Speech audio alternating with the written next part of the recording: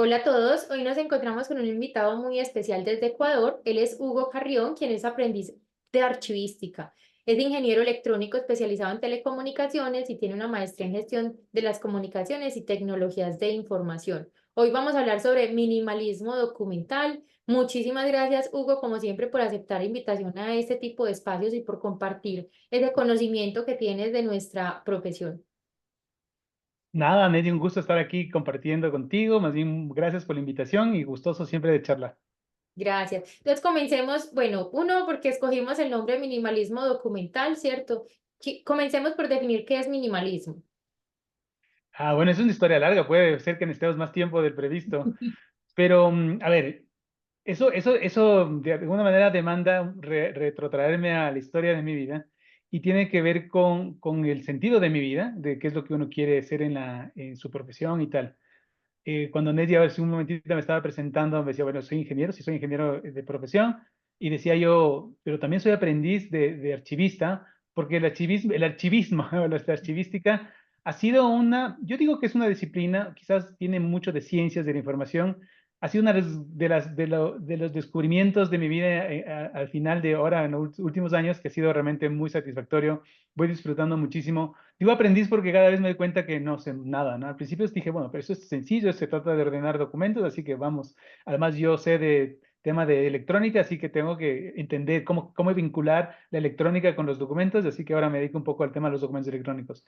Pero decía esto porque alguien me preguntaba si yo siempre quise ser ingeniero electrónico, y la verdad es que no, la verdad es que como muchos de nosotros siguieron la profesión, incluso de archivistas, así como no sé, porque no tenían otra opción. En mi caso fue porque mi papá es ingeniero electrónico, todos mis hermanos son ingenieros, somos cuatro hermanos, y cuando uno tiene, bueno, en el caso de Ecuador termina el bachillerato, tiene 18 años, tiene que escoger la profesión, dice, hay que seguir algo, y uno dice, bueno, lo que más o menos por donde vaya el curso, ¿no? Luego, debo decir que ahora sí disfruto de mi profesión. Antes, bueno, estudiaba, me parecía, creo que era bueno, me gustaba siempre las matemáticas, así que me fue bien en la universidad, pero siempre quise ser arquitecto. Y cuento todo esto porque luego recién me doy cuenta que estas vinculaciones van haciendo match en mi vida y es lo que me va dando sentido y realización a lo que estoy haciendo actualmente. Entonces siempre quise ser arquitecto, pero recuerdo cuando le dije a mi papá que quería ser arquitecto, me dijo, no, tienes que seguir algo que sea útil. Y esto es porque tenía yo un tío que era arquitecto y claro, la verdad es que para él era difícil, no siempre conseguía trabajo, algún momento trabajó, luego era independiente, para él era muy difícil ser un arquitecto, un profesional independiente poco en la época de mi vida, yo ya tengo unos cuantas décadas, ¿no es cierto? Era como muy tradicional eso de tener una profesión, conseguir un trabajo y estar todo el tiempo en ese trabajo, era como casi jubilarse en ese mismo trabajo. Cuento esto porque desde mi gusto por la archivística y el diseño, hubo algo que me llamó mucho la atención y fue esto que no sabía en ese momento que era el minimalismo, pero tiene que ver con la belleza de la simplicidad, ¿cierto? Siempre me llamó la atención esto y luego fui encontrando, leía mucho respecto a esto, de por qué la arquitectura se entiende como esta ciencia, este arte de diseñar espacios. Y esto es independiente si son espacios para habitar, que es un arquitecto, pero también el arquitecto de la información o el arquitecto de los documentos es el que diseña espacio, el archivista es un arquitecto en el fondo que diseña categorías, grupos archivísticos, pero además no solo eso, el arquitecto no solamente diseña un espacio, una cocina bonita, un cuarto bonito, un parque bonito, sino tiene el desafío de encontrar flujos, ¿no es cierto? Flujo entre esos espacios. Una buena arquitectura de un departamento, de una casa, tiene que ver con aquella casa que permite moverse de manera armoniosa, fluir, que se llama ahora, entre varios espacios. Me di cuenta que a mí me gustaba hacer eso, ¿cierto? Y luego, claro, le fui encontrando un poco de sentido también a mi carrera. Seguí por un tiempo diseño gráfico, me gusta mucho el diseño, y fue una manera de compensar ese arquitecto que llevaba dentro de mí, pero no dejé de estudiar, de leer, que es una de mis grandes pasiones también la lectura, respecto al minimalismo. No fue sino hasta la pandemia que ya formalmente, gracias a nuestro buen amigo Netflix, leí, mejor dicho, vi un documental que se llama Minimalismo menos es más de unos autores, que no recuerdo el nombre, Joshua Fields, creo que es el uno. Y luego me compré el libro de esos que es sobre minimalismo, que dice algo así, tampoco recuerdo bien exactamente el título, pero es dar sentido a la vida. Minimalismo para dar sentido a la vida. Y entonces, creo que caló dentro de mí estas lecturas, porque acuérdense ustedes, esto es en el año 2021, realmente, cuando todos estábamos medio confinados, me ayudó muchísimo en lo personal porque pasábamos de un momento en donde nosotros tenemos un grupo de socios, tenemos varias empresas y entonces nos tocó cerrar algunas empresas, tuvimos que fusionar, tuvimos que despedir gente. Hubo una especie de un minimalismo obligado y fue por un lado un poco doloroso, pero después de este proceso generó como una sensación de alivio. Entonces yo hablaba con mis amigos, decía, bueno, es hora, o obligadamente nos ha tocado caminar, transitar por esta vida con un equipaje más ligero. Y claro, si uno se retrotrae o se fija en lo que es el minimalismo como un estilo de vida, no solamente como estilo arquitectónico, porque uno podría decir, bueno, el minimalismo tiene que ver con esas casas que están casi vacías, que apenas tienen un cuadro muy sencillo, tienen muchos espacios en blanco. Por cierto, el blanco es un color básico para el minimalismo, porque el blanco crea espacio, ¿no es cierto? El blanco, las paredes blancas, los muebles blancos crean espacios, contrariamente a lo oscuro.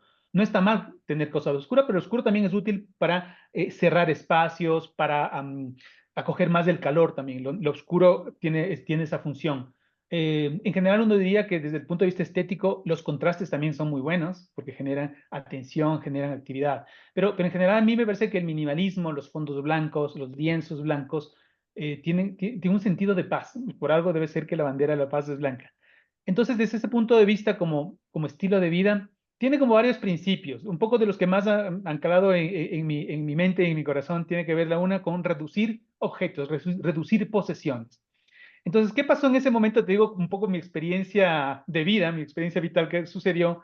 Es que en ese momento de la pandemia cerramos las oficinas, evidentemente teníamos menos contratos, tuvimos que cerrar cosas, teníamos una economía muy, muy complicada y lo primero fue eso. Obligatoriamente nos tocó ser minimalistas. Por ejemplo, recuerdo una de las cosas que hicimos fue hacer como cuentas de lo que teníamos en la familia y decíamos, a ver, tenemos un plan de televisión por cable que pagamos creo que $40 porque teníamos los canales de deporte, los canales de película, teníamos además grabación en digital y no sé qué, no sé cuánto. Y cuando nos pusimos a revisar, no utilizábamos el cable, entonces dijimos, vamos a ahorrarnos este costo, pero sí nos gustaba, entonces ver algunas series, películas y efectivamente contratamos Netflix que pagábamos en ese entonces creo que $9, entonces ya dijimos, bueno, vamos a ahorrar en ese tipo de cosas. Luego hicimos igual un ejercicio respecto a nuestro plan celular, por ejemplo. Entonces el plan celular resulta que creo que más o menos pagábamos, creo que $20 por cada uno de los miembros de mi familia, tenemos un plan familiar. Asimismo teníamos, no sé, 10 gigabits de datos, no sé qué. Cuando nos dimos cuenta, no utilizábamos ni la mitad. Entonces nos pasamos al plan más barato, que es de $10, que hasta ahora mantenemos, y igual nunca terminamos de ocupar todo el plan. Y siempre nos están llamando diciendo, ¿por qué no quiere usted comprar más un plan más amplio, no sé qué? Entonces, el primer ejercicio que tuvimos fue ese de reducir posesiones, que fue como obligado, y eso se iba haciendo como una costumbre, incluso con el tema, no sé, de la ropa, el tema de la comida. Es una filosofía que me ayuda mucho en lo personal también porque en el último en meses he tenido un proceso, digamos, relacionado con mi salud que me ha obligado a tener una dieta más sana. Y algunos amigos míos se sorprenden y me dicen, pero es que hacer dieta es difícil. Y claro, no digo que es fácil, pero en este sentido de reducir cosas, de vivir con lo esencial, no me ha resultado tan difícil. Entonces, la filosofía minimalista creo que tiene que ver con transversalmente a la vida. El segundo concepto, aparte de reducir posesiones, reducir objetos, lo que yo decía antes, viajar con la carga más liviana, tiene que ver con algo de la organización y la simplicidad. Es decir, ser minimalistas te obliga a ser organizado. Y es algo que de alguna manera siempre fui organizado, y así que fue como, dije, así es como quiero ser sin saberlo. Entonces, el organizar, el agrupar cosas, el ordenar, siempre me he cuidado de no ser tan obsesionado, porque hace unos años también leí el libro de Mary Kondo, que es de la magia del orden, y no sé si han leído ese libro, también ahora hay una serie en Netflix, pero a mis alumnos de la maestría siempre les recomiendo, compren este libro, pero por favor no sigan todo a pie de la letra. Para resumirles, en esa época, hace 10 años, Mary Kondo era una joven de 30 años, ahora ya no es tan joven. Ella se define como consultora del orden.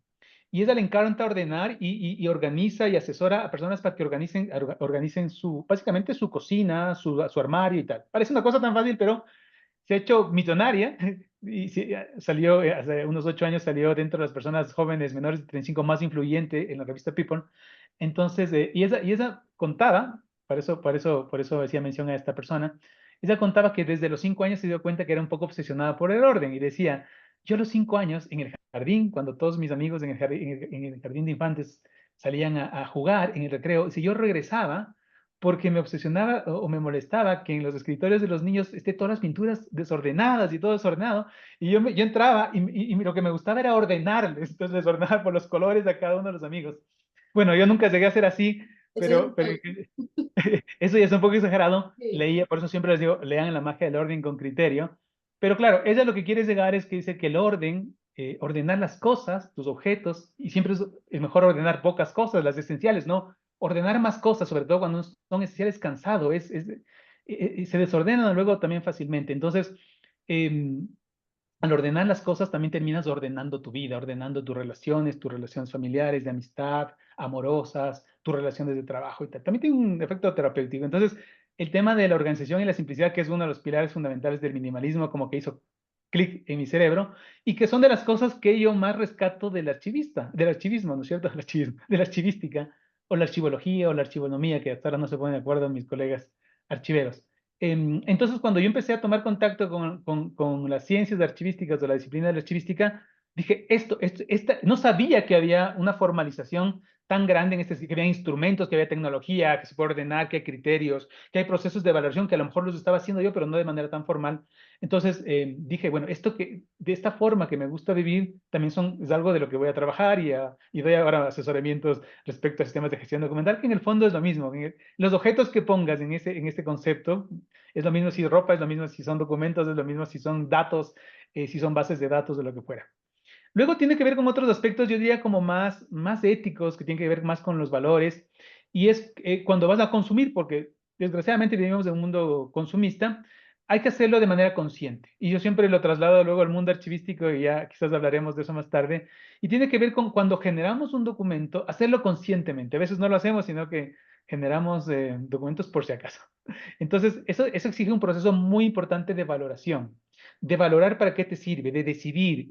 Y eso tiene que ver con tus valores, es un tema subjetivo. Hay gente que dice, no, yo quiero, no sé, almacenar o recolectar la mayor cantidad de cosas y guardarlas, etcétera, etcétera, por cualquier afecto. A veces son afectos desordenados que llamamos, ¿sí? Afectos que no nos hacen bien. Esa limpieza de lo que llamarían algunos más religiosos, esa limpieza de espíritu o de mente, es la que también se necesita para definir cómo consumir conscientemente. Y finalmente otro aspecto es como que tiene mucha relación con una filosofía japonesa que es el Ikigai y es este de vivir intencionalmente. Entonces, si uno quiere vivir intencionalmente, o sea, decidirse a vivir en este filosofía minimalista, tiene que ver con concentrarnos en lo esencial. Nuevamente, otro proceso muy importante que es cómo defines lo esencial, qué realmente es lo importante en mi vida. Y para poder enfocarte en eso necesitas desechar lo innecesario, dar de baja, ¿no es cierto? Hacer procesos de transferencia, eliminar muchas cosas. Recuerdo otro libro también que me ayudó muchísimo, que se llama el título exacto en español se llama El arte de tirar, pero trasladado en español de España, que aquí se oiría un poco feo, pero se llama El arte de desechar, que es de otra japonesa, que de hecho, Mary Kondo dice que ella se inspira, su libro La magia del orden se inspira en este libro, que se llama El arte de desechar, que tiene que ver justo con esto, ¿no es cierto? Con dejar las cosas atrás, incluso aquellas que sirvieron. O sea, no, porque a veces uno piensa que tiene que desechar la basura, que está claro, obvio, nadie acumula basura, a menos que sea un tema de patología, algún problema psicológico grave, pero en general uno acumula cosas, pero también tiene que darse la oportunidad de desechar incluso aquello que en su momento tuvo valor, pero que ahora no es necesario. Eso es vivir intencionalmente, acumular cosas necesarias, las indispensables, lo mínimo posible. El minimalismo es fundamental ahora, incluso recién nomás teníamos un curso sobre protección de datos y la protección de datos lo que te dice es tienes que tener un enfoque minimalista, tienes que recopilar la menor cantidad de datos posibles, ¿no es cierto? Para los que puedas hacer tu función. ¿Por qué? Cuando recopilas muchos datos personales y sensibles, tienes que trabajar mucho más para protegerlos. No es difícil, no es fácil, mejor dicho, y claro, parte del trabajo que hago yo en las instituciones es ayudarles no a decidir, sino a pensar, ¿no es cierto? Ayudarles a pensar, acompañarles para que ellos mismos decidan qué es útil para ellos, qué no es útil, ¿no? Uno no puede tener el atrevimiento de decir, no te sirve si te sirve, que es a veces lo que pasa, ¿no? Con nuestros hijos, uno les da desechando las cosas que uno piensa que no tiene valor, y lo que pasa es que uno tiene que, con nuestros hijos quizás, trasladarles estas herramientas de cómo organizar, cómo valorar, cómo desprenderse de las cosas y el arte como de tirar y desechar. Eso es un poco entre que te cuento mi historia, por qué llegué a esto del minimalismo, y luego queríamos, claro, decíamos, este minimalismo para mí tiene mucho sentido que se hable o que se debería abordar más seriamente del minimalismo aplicado a la gestión documental, tiene mucho sentido, pero bueno, ya hablaremos. Hugo, yo y quería complementar con algo, no sé si has escuchado, supongo que sí, la 5S, que también es una filosofía japonesa y que busca justamente como despejar, ordenar, limpiar, estandarizar y como la disciplina, y es poder eliminar todo eso que tú ahorita mencionabas, que consideramos que no nos es útil, así haya sido útil en algún momento. Yo creo que en la época en la que nos encontramos de obsolescencia tecnológica, porque esto puede tocar muchísimos temas, digamos que es más fácil por la obsolescencia tecnológica y también por la capacidad de adquirir nuevas cosas. Es más fácil en esta época, bueno, es más fácil todo, tanto desechar, porque fácilmente conseguimos el reemplazo, pero también acumular innecesariamente una cantidad de cosas que no, pues, que no son ya útiles para nosotros y que lo que hacen es generar un ruido visual y bueno, eso tiene, digamos que un impacto también psicológico en muchas formas como nosotros vemos el mundo. Pero bueno, por supuesto, estas filosofías y estos libros que acabas de mencionar tienen mucha relación también con la gestión documental, porque lo que busca todos los procesos archivísticos es, bueno, cómo garantizamos que eso que vamos a conservar sí sea realmente lo esencial para seguir, digamos que conociendo lo que pasó en otros momentos de la historia de la humanidad, ¿cierto? Y que no estemos duplicando cosas o por el contrario estemos eliminando lo que no es. Tú mencionaste cosas muy importantes allí con relación a la gestión documental y es desde incluso no producir una cantidad de cosas que luego tengamos que entrar a valorar para saber que sí y que no, y ahí digamos que hay un tema subjetivo muy fuerte que puede poner en riesgo muchas cosas, sino que de hecho los mismos productores de la información que no son solamente archivistas, somos todo el mundo, o sea, todas las personas que producen información puedan tener esa capacidad de preguntarse antes de producirla, ¿esto realmente es necesario? O sea, yo esto lo puedo obviar o lo puedo convertir en un solo documento. O sea, cómo soy minimalista al momento de producir información de tal modo que pueda evitar más trabajo con procesos de valoración o de hecho con procesos de eliminación de documentos, de selección, o sea, hay una cantidad de cosas, ¿cierto? Y no sé si nos quieras contar experiencias que hayas tenido de pronto de tu filosofía minimalista, pues que ya vemos que la tienes desde hace mucho rato incorporada en tu forma de ver el mundo y eso cómo lo has articulado, por ejemplo, con los proyectos que has tenido con relación al manejo de información. Claro que sí. Ahora, una aclaración ahí. Por ejemplo, yo leo sobre muchas filosofías, pero no todas estas las aplico tampoco. Y les voy a poner un caso. Ahora mismo estoy acercándome muy seriamente al veganismo, pero todavía no soy vegano. Me decía un amigo que es vegano, soy en transición, sí, estoy en aprendizaje. Tampoco me siento que sea alguien minimalista totalmente, porque creo, igual que el veganismo, uno se aproxima en la medida de sus necesidades, sus posibilidades, de su contexto y tal. Entonces, tengo mucho esfuerzo que hacer todavía. Ahora me cuesta todavía en lo personal, por ejemplo, desecharme de algunos recuerdos, de algunas cosas, pero estoy en ese proceso y cada vez voy, creo que mejorando. Pero vamos a pensar que los principios. Yo creo que algo que te cuesta salir es de los libros, por todo lo que veo allá atrás. Sí, no, bueno, a mí me encantan los libros y tengo que controlar mi obsesión por tener libros. Y alguien me decía, "Bueno, lo que pasa es que los libros son como la comida. Tienes que tenerlo, pero no tienes que consumirlo desde ese momento. Entonces, porque mucha gente dice, cómprate el libro que vayas a leer. No, no, no. Cómprate libros que algún momento quieras leer. Entonces, es como tener una despensa. Entonces, tengo una despensa y de hecho tengo muchísimos más, convertí un cuarto solamente en biblioteca, pero me gusta coleccionar libros de las cosas que me interesan. Por ejemplo, tengo una biblioteca muy interesante sobre sociedad de la información, que es algo que es un tema que a mí me apasiona. Desde cuando se empezó a acuñar el tema de sociedad de la información en Japón, allá en el año 65, porque uno dice, no, es que estamos hablando de sociedad de la información recién ahora en el año 2000. Entender esos desarrollos históricos me parece fascinante. Pero bueno, sí, a lo mejor tengo que aplicar algunos principios minimalistas en el consumo, pero es un aprendizaje continuo, ¿no? Entonces, sí. Respecto a lo que tú decías, es fundamental. Técnicamente se llaman diseño por defecto, y en este caso aplicado al minimalismo sería minimalismo por defecto, es decir, desde el inicio. Les voy a poner un ejemplo. Es como que uno dice, tengo problemas porque tengo acumulación de la ropa, ¿no es cierto? Y pasa muchísimo que dice, algunos nos coge así como las ganas de decir, ¿saben qué?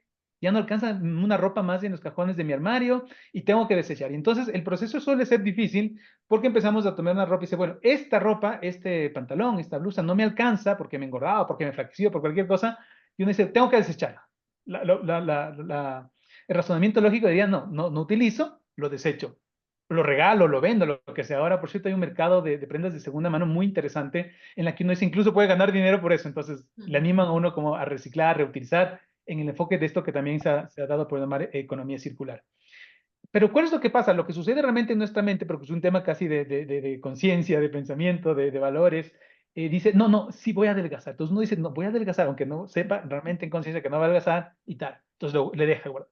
Luego llega otra prenda y dice esa prenda que incluso ya está rota, raída, ya no sirve, ya pasó de moda. Dice, esa sí, realmente esa ni siquiera se puede vender, esa tiene que servir como de trapo para limpiar algo o ya definitivamente tirarlo. Y uno dice, no, lo que pasa es que esa me regaló mi tío o mi hermano o mi novio o mi exnovio. Y entonces hay otros, insisto, otros afectos que dicen, bueno, esta no me sirve, como el criterio de utilidad no está presente, pero el criterio de futura utilidad, porque voy a adelgazar, está presente. Y en este caso no hay ninguna utilidad, podríamos pensar que incluso ya no hay valor primario, entonces como el valor secundario puede ser afectivo, lo guardo. Y entonces al final hago un proceso, un ejercicio de 2 horas tratando de valorar el uso o utilidad de la ropa de mi armario y termino con la misma cantidad de ropa. Entonces, eso nos podríamos haber evitado cuando la próxima vez que vayamos a comprar ropa, diríamos, sí, ay, qué lindo esos zapatos, qué lindo ese pantalón, es hermoso, es el color azul que me gusta, pero es el color azul de los que ya tienes 10 pantalones, que a lo mejor no utilizas. Entonces, el criterio de adquisición, de compra, tiene que ser consciente, igual que el del criterio de producción. ¿Qué hacemos normalmente en nuestro trabajo con empresas, organizaciones? Aplicamos esto que se llama también ingeniería, se llama diseño inverso. Y el diseño inverso es lo siguiente. Cuando tú vayas a diseñar algo, en general cualquier cosa, puede ser una mesa, puede ser un sistema de gestión documental, eso se aplica también para la pedagogía. No preguntes qué es lo que quieren las personas ahora, sino qué es lo que quieren en el futuro. Entonces, cuando uno está diseñando series documentales, adquisición de datos, captura, digitalización, lo que fuera, esa es la primera fase de entrada.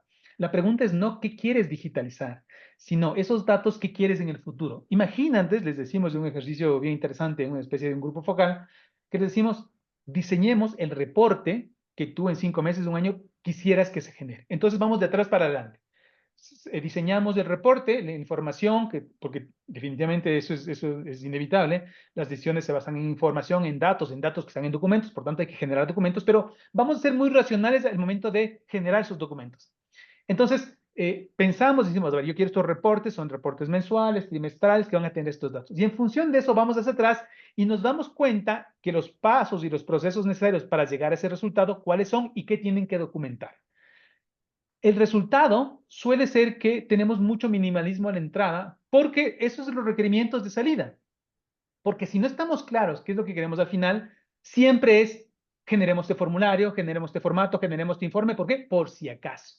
Como no Exacto. sabemos qué sacar al final y de pronto nos cambian las reglas del juego, seguramente el gerente se vuelve loco y nos pide algo que no teníamos documentado, tenemos que tener por si acaso. Ese por si acaso es terrible. Es por eso que estos procesos de alguna manera de reflexión, de análisis de trabajo, no se hace solamente con la gente operativa, sino sobre todo con la gente gerencial, que es la que va a demandar los datos y la información que está documentada en cada uno de los procesos que hagamos. Eso nos ha generado incluso cosas tan sorprendentes como tener que eliminar procesos. O sea, no solamente documentos, sino procesos completos. Porque entonces hay procesos de aprobación, de supuestamente generación de reportes, de que uno dice, en este diseño inverso de ir de atrás para adelante, nos dimos cuenta que todo esto que hacíamos, todo este montón de firmas que había, no sirve para nada, porque en el fondo no hay ningún resultado concreto. Se generaban documentos que quedaban ahí, decíamos, sí, eso, por si acaso se quedaban ahí, tenemos. Entonces, es un poco, este es el efecto ya concreto, ¿no? Esto lo estamos utilizando muchísimo. Las empresas privadas, sobre todo, están captando esto mucho porque esto está generando mucho ahorro, Porque, claro, mucho, exacto. mucho ahorro de tiempo, mucho ahorro de personal, mucho ahorro de reproceso. Alguien me dirá, pero están despidiendo gente.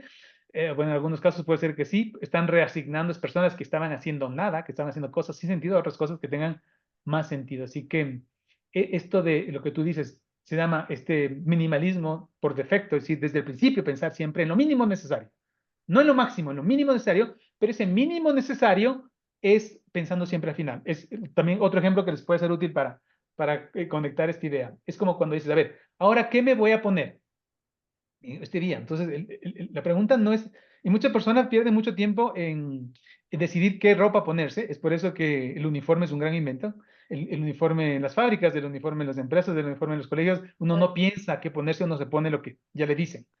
Pero no tiene esa estandarización del uniforme, a veces se demora mucho tiempo, no solamente por un tema estético de qué combina con qué combina, sino que este no, este es incómodo, este es más frío, este es calor, etcétera, etcétera. Pero uno, si pensaría en el diseño inverso y diría, muy bien, ¿a dónde me estoy yendo? ¿Hasta qué horas voy a estar? ¿Cuál es la situación? Entonces si me voy a una cena en un lugar que va a ser frío, ya tengo definidas las cosas. Tengo que irme con algo abrigado y que es formal. Entonces ya me reduzco las opciones, pierdo menos tiempo probándome todo mi armario y tengo tres opciones. Mis opciones o mis mudas o mis outfits de casuales en la noche para frío son tres, así que escojo la que primero esté. A veces pasa que la única disponible es una, así que está perfecto. Pero claro, entonces hacemos las cosas sin pensar en el resultado y un buen ejercicio es este que se llama el diseño inverso, que es como ir de atrás para adelante.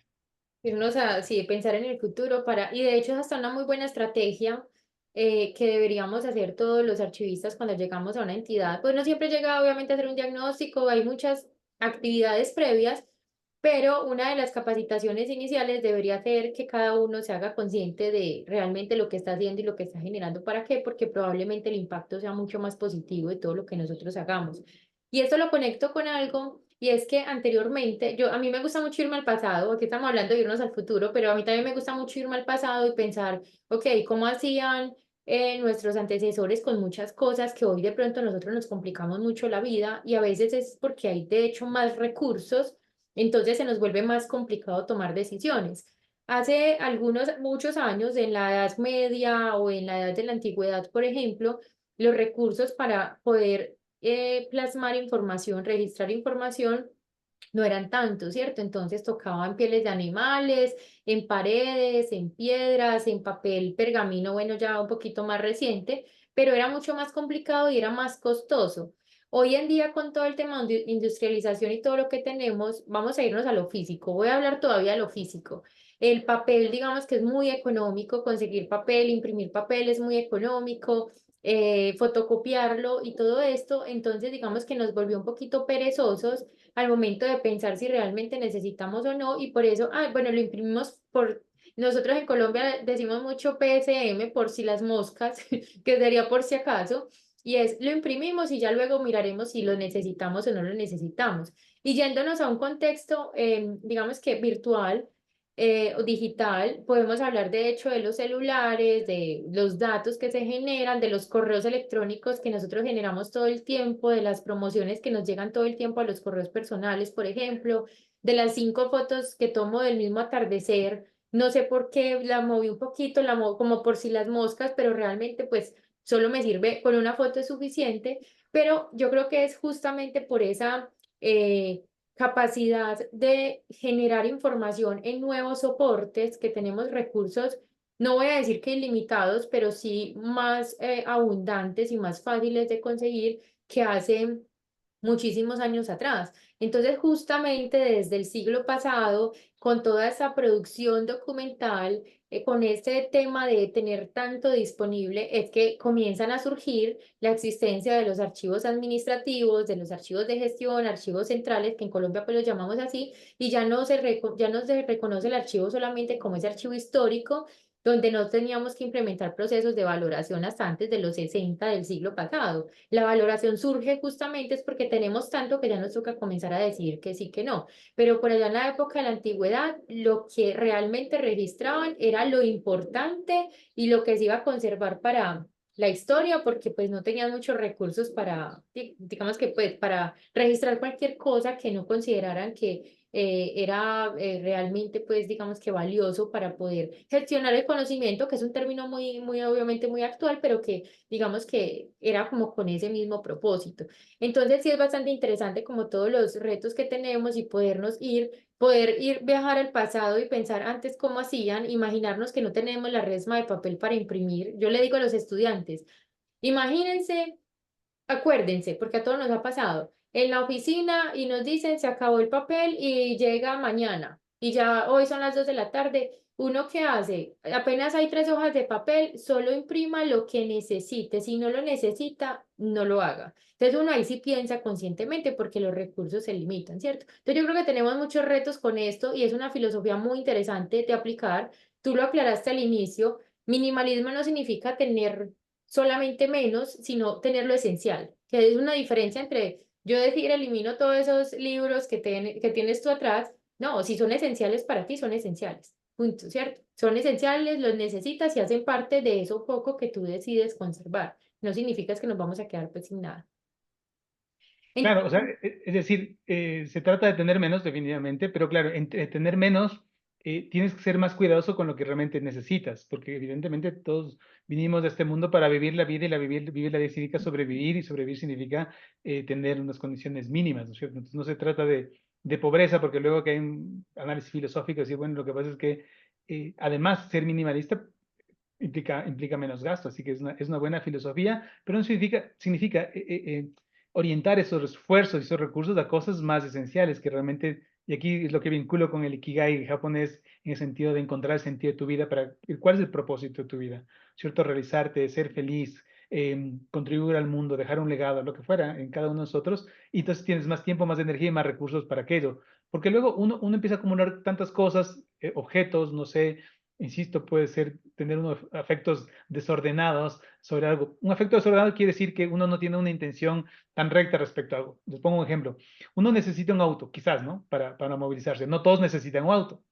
Si es que yo vivo al lado de mi trabajo, no tengo que comprarme un auto, voy a pie. Si vivo a 1 kilómetro, tampoco necesito un auto, voy en home bicicleta. Y a office, lo mejor si vivo a 10 kilómetros, digo, si es útil y necesito valorar el auto. Bueno, ¿qué tipo de auto es? A lo mejor uno tiene que ser uno económico, uno que sea fácil de parquear, ¿no? Pero muchas veces tenemos un afecto desordenado y queremos el mejor auto, el que no importa si no puedo pagarlo, me endeudo, dejo otras cosas más prioritarias, pero me endeudo y mi deseo de tener el mejor auto no es porque sea más cómodo, no es porque sea más fiable, que son cosas legítimas, sino es aquel que pueda generar envidia, por ejemplo. Es que tengo que demostrar que soy poderoso, tengo que mostrar que soy capaz, que tengo mucho dinero, y eso es lo que yo llamo como un afecto desordenado respecto a los objetos, ¿no? Entonces, no está mal tener un auto, me parece que es legítimo, yo también tengo un auto, cada vez utilizo menos, pero tengo un auto, pero claro, el momento de seleccionar ese auto o cualquier cosa en general, computadora, el momento de escoger una relación, tener un esposo, una novia, lo que fuera, es como es importante como identificar por qué quiero hacerlo. Tiene que ser esencial,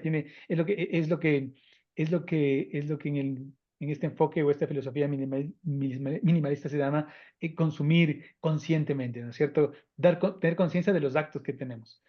Sí, me parece que eso un poco va por ahí. Y luego lo que tú mencionabas, algo que también que es fundamental, es que en una era tecnológica como la que vivimos, es inevitable el consumismo por la accesibilidad que tiene el consumo, porque es muy fácil, porque es más barato.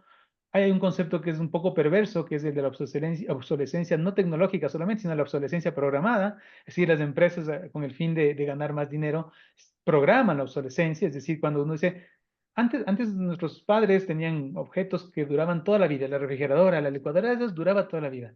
La refrigeradora nuestra ya se daña después de un tiempo. La computadora ya necesita ser cambiada. El teléfono celular ya no sirve porque el sistema operativo se volvió obsoleto. Hay otro movimiento que habla de esto, justamente que las grandes industrias lo que tienen es la obsolescencia programada, justamente para, digamos, mantenernos inmersos en este mundo consumista, que lo que justamente hace es que consumamos más y tiene efectos, digamos, un poco perversos con la naturaleza o destructivos con la naturaleza también. Entonces, está bueno ser conscientes, pararnos un poquito en esta vorágine, esta velocidad en la que vivimos, y ponernos a pensar. Yo creo que uno de los mayores peligros para este sistema es que haya gente que piense. Y creo que uno de los mayores desafíos que tenemos nosotros es pensar. Nos cuesta pensar, no tenemos tiempo para pensar, para pensar con criterio y hacer esto que mencionaba, decir ¿qué es lo que me sirve, qué no me sirve? Yo, por ejemplo, a propósito también de otra cosa que mencionaba, estaba yo apuntando en mi mente algunas cosas muy interesantes que tú mencionaste, es esto de que muchas veces no disfrutamos del atardecer porque estamos tomando 5 fotos del atardecer. Yo he optado, nunca he sido mucho de tomarme fotos, de hecho no tengo Instagram porque me dicen que se fundamenta en fotos y no entiendo muy bien eso de estarse tomando fotos y compartiendo tantas fotos, pero bueno, yo, yo prefiero yo prefiero tomar una foto con mi cerebro y guardarla. Y esto lo hago también conscientemente porque está bien. desde hace unos años indagando sobre las neurociencias y tiene que ver con que, mire, el cerebro nuestro no es de largo plazo, tiene muy poquitas cosas guarda, si tenemos un archivo histórico bien pequeñito. La memoria ejecutiva, la memoria de corto plazo, nos sirve un poquito para más cosas que necesitamos en el día a día.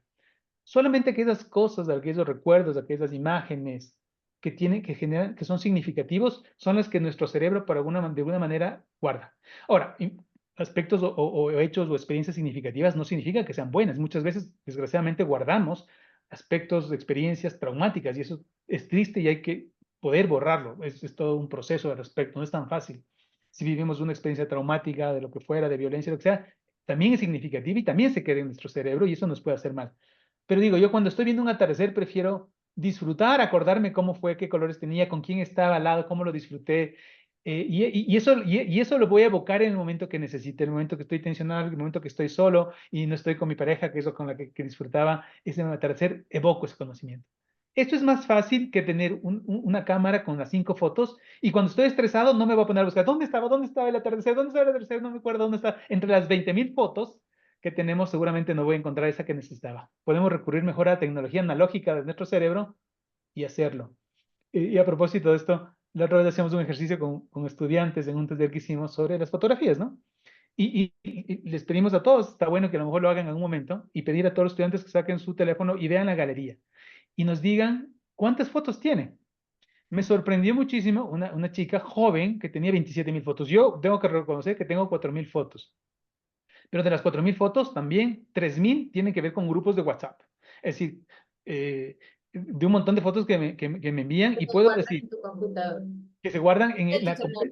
que se guardan en el celular y cuando tú ves galería, te clasifica ahí por imágenes de WhatsApp, imágenes de cámara. Imágenes de cámara creo que tenía 1.000 y el teléfono ya va algunos añitos, pero bueno. Había una chica que tenía 27.000, de las cuales la mitad era WhatsApp y la mitad de ella, ¿no? Entonces no le preguntamos por qué se tomaba tantas fotos, pero bueno, cada uno con sus cada unadas. Pero lo que me refiero es que, por ejemplo, muchas veces estamos, como decía Humberto Eco, estamos infoxicados. Él hablaba de la infoxicación, una por nuestro propio deseo, pero también por otros. O sea, entonces, cuando hablo de ser minimalista en las cosas, también tiene que ver en las relaciones. Ahora me ha dado por la tarea de desconectarme de algunos aspectos, incluido algunos grupos de WhatsApp, que claro, que me bombardeaban con un montón de información, por ejemplo, de violencia en el sentido de que, ay, cuídense, que no sé qué, y fotos y todo más, y uno encima de preocuparse, se empieza a preocupar más.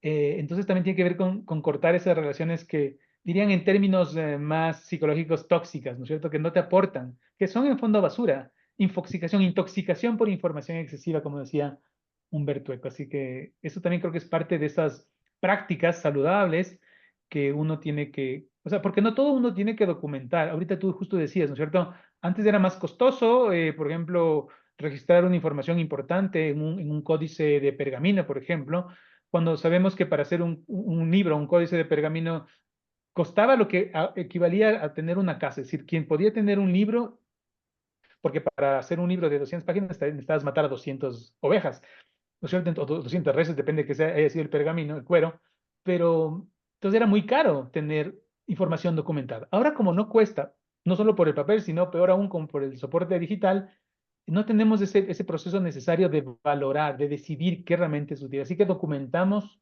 todo. En el momento que tú mencionabas que hacemos algo en la computadora e imprimimos PSM por si las moscas, estamos documentando innecesariamente. Entonces, creo que un proceso fundamental en estos acompañamientos es enseñar a las personas, nuevamente, a pensar.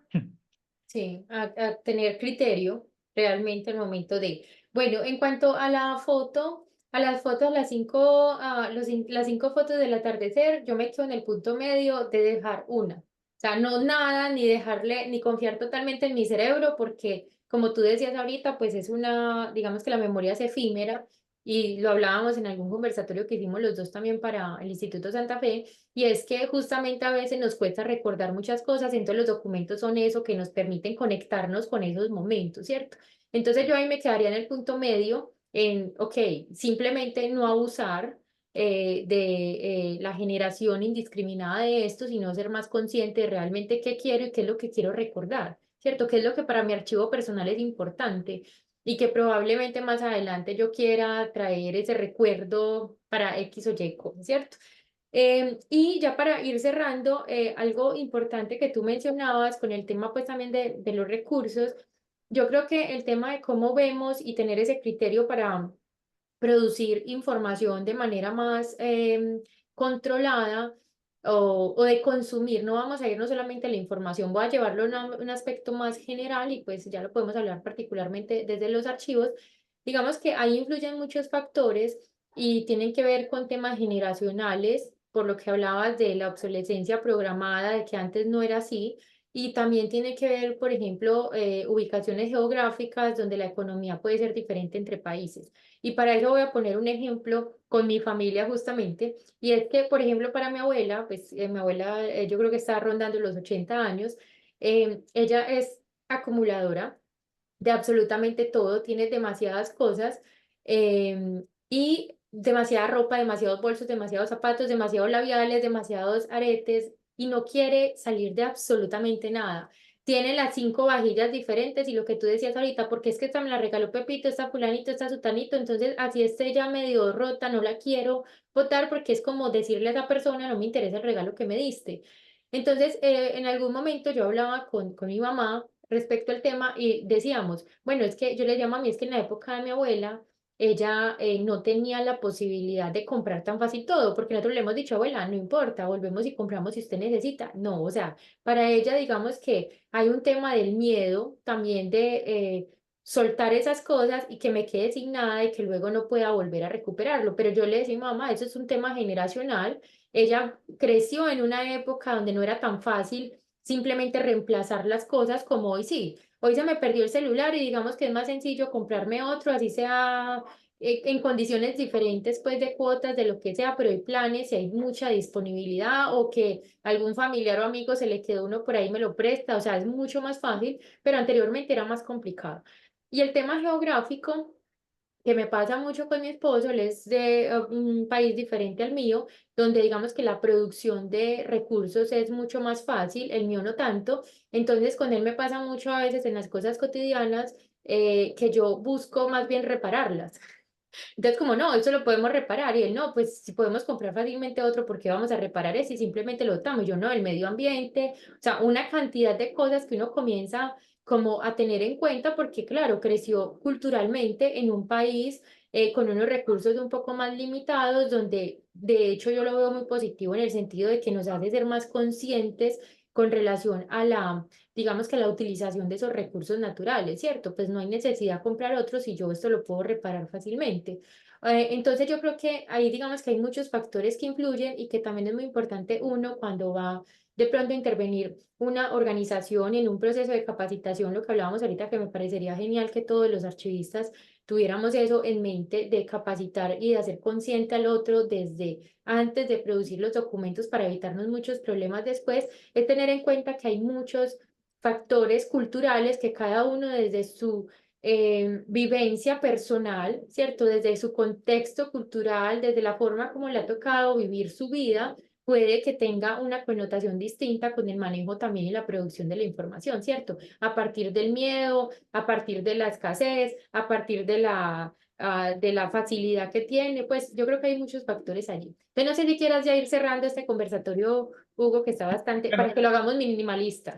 Claro que sí. Bueno, hubiéramos hecho en 5 minutos para ser minimalista. Dos cosas importantes que tú mencionas. La primera es que realmente organizar información y organizar documentos en este sentido es mucho más fácil, porque en realidad las organizaciones no tienen afectos con los documentos, así que lo que normalmente, digamos, dificulta esta valoración tiene que ver con los afectos, ¿no es cierto? Con los sentimientos, se puede decir. Entonces, nunca hemos visto a un gerente general abrazado de un informe diciendo, no, no queremos desechar este informe porque me acuerdo que fue mi primer informe, o un contador diciendo, Yo no, sí he esta es la visto primera. ese tipo de personas Esta es que la cuentan primera que factura, esta es la primera factura que hice. Entonces, normalmente no ocurre eso. Tiene que ver con otros aspectos más formales y tal. Entonces, yo diría que incluso en ese sentido es más fácil el trabajo que hacemos, que tiene que ver con el tema de la conciencia, tiene que ver con temas legales, de cumplimiento y tal. Entonces, yo creo que lo difícil es a nivel personal porque ya topamos aspectos que no podemos controlar. Pero incluso cuando entramos en una organización, yo diría que nuestra posición es que no vamos a intervenir en una organización. eh, uno acompaña a la organización, sí, quien debe dar solución a los problemas de la propia organización, más aún cuando hablamos de personas. Entonces, por ejemplo, toma el caso de tu abuelita, que ocurre mucho, ¿no? Realmente uno no tiene que referirse solo, no creo que sea un tema generacional solamente, porque yo he visto personas acumuladoras. Uno mismo es acumulador, o sea, yo acumulo libros, a lo mejor tengo más facilidad para no acumular tantas cosas como ropa o autos o lo que sea, pero los libros sí puedo tener un afecto un poco desordenado respecto a los libros y lo acumulo a veces puede ser irracionalmente. Entonces, cuando hablamos de racionalmente significa que nos olvidamos de la razón y empezamos a guiarnos por las emociones, por los afectos y tal. Entonces, algo que es fundamental es que uno no da ordenando a los demás ni clasificando, porque es muy fácil. O sea, para mí sería muy fácil ingresar a tu ropero, Neji, y decir Esto que sirve y no. que no sirve. Y sería imposible, o sea, sería muy violento, sería muy atrevido. Y lo que podemos hacer, y hacemos esto con las empresas, es que nosotros les trasladamos los principios, la filosofía, y les acompañamos a ellos en ese proceso, incluso de despedirse de los documentos, en este caso de despedirse, por ejemplo, en caso de tu abuela, de lo que no necesite. Y claro, lo que hay que entender es que ella no está enamorado de la vajilla, sino como tú bien dices, de quien le dio la vajilla, de ese momento, momento memorable, etcétera, etcétera.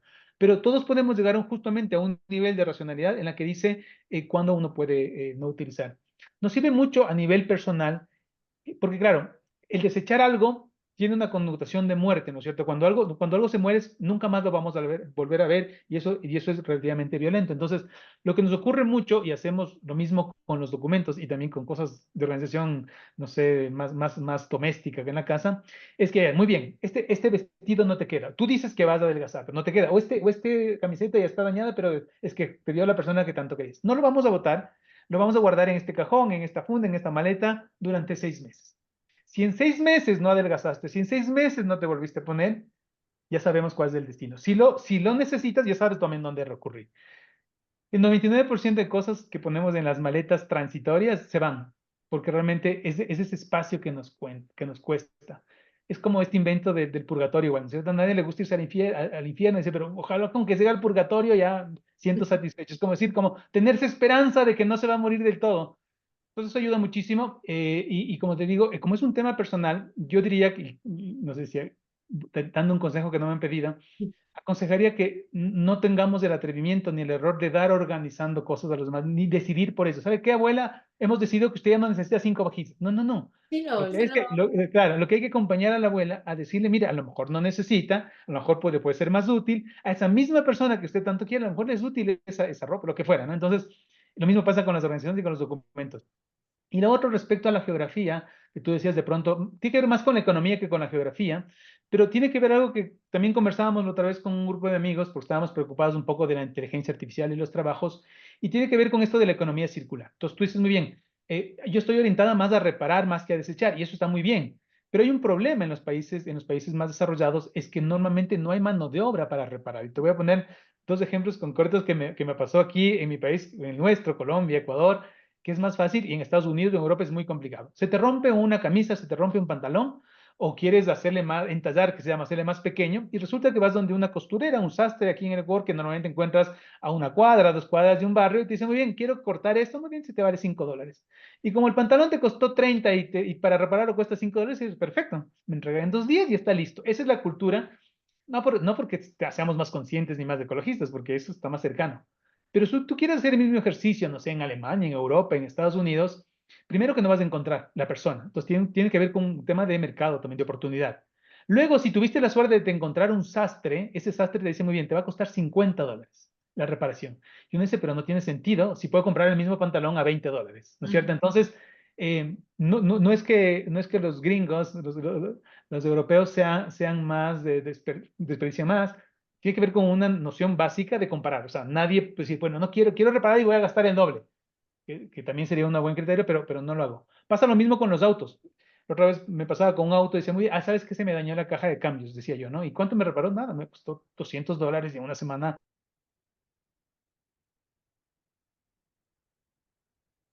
Ah, Hugo, ¿y tú? También ocurre, por ejemplo, con el tema de los autos. Me pasó a mí que quería reparar no sé, la caja de cambios de mi auto y tengo un mecánico a 2 cuadras que por $200 me repara. En Estados Unidos, un amigo me decía que a él también se le dañó la caja de cambios, pero no es manual, es automática, y la reparación de la caja automática le cuesta $15,000. Y entonces dice, pero ¿qué vas a hacer? ¿Vas a reparar? Dices, no, me voy a comprar un auto de 20,000. Y tiene lógica. Entonces, no se trata digo yo, para que no se sienten culpables la gente norteamericana, tiene que ver con las circunstancias, los contextos, y es por eso que creo que hay una buena oportunidad de campo laboral de aquellas personas que van a poder reparar ropa, que van a poder reparar autos, que van a reparar cosas de la Configurarse. casa, así que oficios centrados en la economía circular me parece que pueden ser muy útiles. Me han Sino preguntado que, mucho ahora, ¿no? Que sí, si vamos a perder el trabajo. sí, sino que es eso, por ejemplo, eso que mencionaste de del costurero o costurera o de la reparación del auto, sí, digamos que eso en casos más extremos, pero ya digamos que está configurada la forma como se solucionan ese tipo de cosas que a veces se pretende aplicar en cosas que son más sencillas y que uno diría, pues realmente es más fácil reparar que ir a comprar o algo, ¿cierto? Eso depende del contexto. Y sí, obviamente, pues tampoco llegar digamos que a invadir las decisiones personales de cada quien, sobre todo con preguntas, esto que te decía mi abuela, es porque le hemos preguntado muchas veces por qué tantas cosas y siempre hay unas justificaciones basadas en los afectos y las emociones que le generan todo esto. Por eso es que es tan delicado y en las clases de valoración que he tenido la oportunidad de estar, siempre le digo a los estudiantes, la valoración realmente es un proceso muy subjetivo que nosotros como archivistas o como cualquier persona que haga parte de esos equipos interdisciplinarios, nos toca de alguna manera tratar de como de ver todo de manera más objetiva y es qué es lo que le interesa a la mayoría, ¿cierto? ¿Qué es lo que beneficia a la mayoría? Y no tomar de pronto partido o definir criterios de retención o de disposición final basados en de pronto en sentimientos o emociones, porque pues los míos pueden ser muy distintos a los que tenga Hugo, ¿cierto? Hugo, listo, yo creería que con esto, no sé si quieres aportar algo más o ya con esto vamos cerrando. No, quizás concluir con esto que empezamos al principio, que tú decías, yo te decía, preséntame como aprendiz de archivista, porque creo que justamente a propósito de que quizás mucha gente que nos escucha tiene relación con los documentos, con los archivos, yo creo que la vida tiene que ver con saber archivar, ¿no es cierto? Con archivar con sentido. Y no me refiero a los papeles solamente, archivar los recuerdos, archivar las experiencias, archivar nuestra vida en general. Así que yo valoro y respeto mucho a los profesionales. A veces siento que los profesionales de la archivística no valoran todo lo que deberían al aporte que podría dar esta disciplina no solamente a las empresas, a las organizaciones, sino a la sociedad en general, a la vida misma. Así que nada, siempre agradecido con las personas que voy conociendo, en tu caso, por ejemplo, que tuvimos el gusto de encontrarnos y siempre gustoso de participar en estas iniciativas. Gracias, gracias Hugo, claro que sí, y bienvenido por acá cuando desees hacerlo. Siempre las puertas de este canal van a estar totalmente abiertas. Muchísimas gracias nuevamente por todo y nos vemos en la próxima.